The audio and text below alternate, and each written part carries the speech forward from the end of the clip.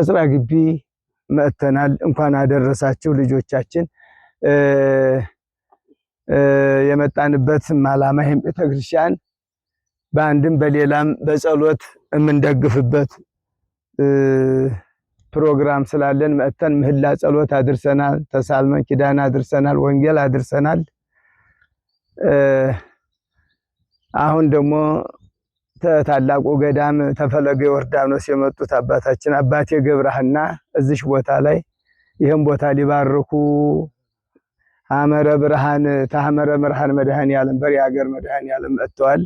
እሳቸው ትንሽ ከተነበበው ወንጌለ ዮሐንስ ወይንም ከአንዱ ጥቅስ ላይ አንስተው ለኛ ምክር ይሆነን ዘንድ ለተወሰነ ደቂቃ ያስተምሩናል፣ ይመክሩናል።